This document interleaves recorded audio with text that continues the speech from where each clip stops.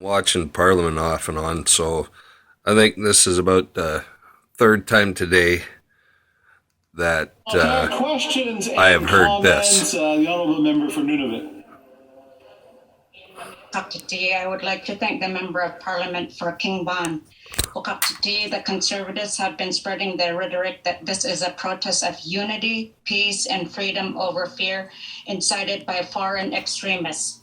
They did so while standing with people who bore Confederate flags, swastikas, and terrorized women and Indigenous people.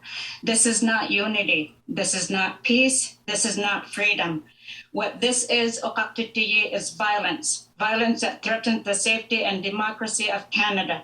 The ignorance they have shown to the security threats that continue to be defended at the Hill as we speak is unacceptable. What are the Conservatives gaining from spreading this hate? The honourable member for King Bon. Wow. I thank my honourable member for that comment, and I want to assure her I'm not sure where she's getting this information because that is absolutely false. The Conservatives stand for law and order. We respect our constituents, but one thing that we do is we listen. And we try and understand whether we agree or disagree, we listen to them and we try and work out and resolve the issue. Getting through this pandemic and the difficulties many of our businesses had. And so to stand back and allow things to continue this way, Michael Kemp, who's a law professor and a criminologist here in Ottawa, a few minutes ago said that when he was asked, well, is this Emergency Measure Act, is it really necessary? And he said, absolutely. Because without this Emergency Measures Act being brought into play, it would have taken them a minimum of 5 or 6 more days to get other police services here and get them deputized. So we would have continued to see this kind of illegal activity that's going on outside of Parliament Hill. That's what they think of you Disruption people. to the neighborhoods. They're That would not have continued budging. for another 5 or 6 days, which is just, I ask you about the economy and think about what the impact it was having on the economy. When we look at Sparks Street, Nate's Delicatessen, at Sparks and O'Connor, something, a little delicatessen that many of us go to for lunch hour. And they had said to me that they were just hanging on at the so-called end of the pandemic, or at least when they were going to get through the lockdown. I look at that delicatessen now that's been locked down for 4 weeks. Will they be able to open? Will they be able to survive that? Another company close to the riding, Good Food Incorporated, owned by a young family, Dan Simile, phoned me last week to tell me that he couldn't get a truck to deliver the biscuits across the border. And he was having to lay off all of his staff. So those kinds of things are big disruptions to our economy, but they're also disruptions to the people who are living here in the Ottawa area in particular.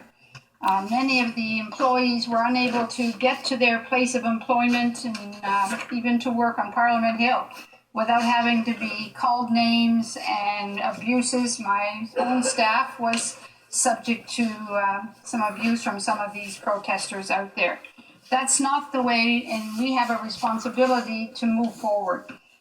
Businesses like grocery stores down in the downtown one had to close up because protesters without masks would have no respect for anybody else and would walk into the stores and upset everybody else. So ultimately, they had to close. So, Mr. Speaker, this has gone on far too long. And yes, I know this is not an easy thing. I have lots of calls in my own constituency of people who don't quite fully understand this. But they're not here. They're not seeing it every day, and they're not realizing the full impact of what's going on out there. So it's imperative that we do the right thing. We have to protect our country. We have to protect its citizens. And very importantly, we have to protect the economy.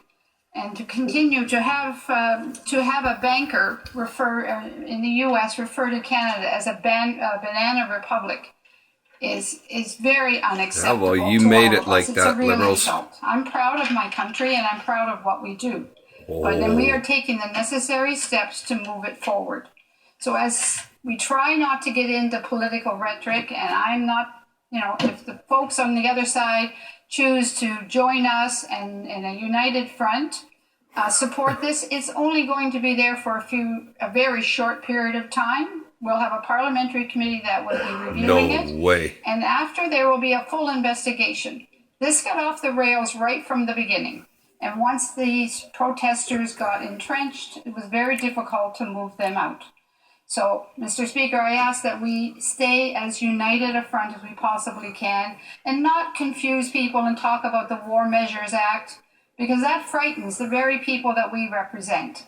Let's try and be more united and provide accurate information regardless of what side anyone is on. Thank you, Mr. Speaker. I will never side with a Liberal, I'll tell you that. Questions and answers. What a great opportunity